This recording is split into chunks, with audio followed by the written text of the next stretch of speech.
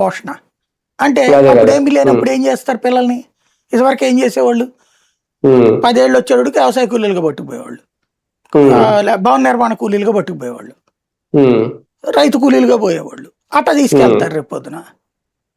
అది భవిష్యత్తు కూలీలని తయారు చేయడానికి ఇప్పుడు చక్కటి ప్రణాళిక. అది మానవ వనరులు కొరత లేకుండా చూడాలనుకుంటున్నాను. కానీ ఒకటి సార్, ఇప్పుడు పిల్లల్ని కనాలన్నా పెంచాలన్నా ఓకే, ప్రభుత్వం ఇచ్చేవి ఈ 25,000 ఒక్కటే ఎక్స్ట్రా కనిపించేది ఇమీడియట్ గా.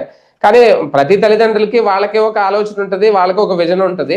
కానీ సీఎం చెప్పారనో ప్రభుత్వం చెప్పిందనో ఎంతవరకు విని కనాలి, ముగ్గురు కనాలి, నలుగురు కనాలి ఎంతవరకు అనుకుంటారు నిజంగా? అంటే నేను చెప్పేది ఏంటంటే, ఇక్కడ లేబర్ కోసం తప్పించి లేబర్కి ఆల్రెడీ కనే వాళ్ళకి ఇది ఒక వెసులుబాటు. బాబు గారు చెప్పారని ఎవరికి అనరు. అదే ఈవెన్ లేబర్ కూడా చాలా తెలివి మీరిపోయారు.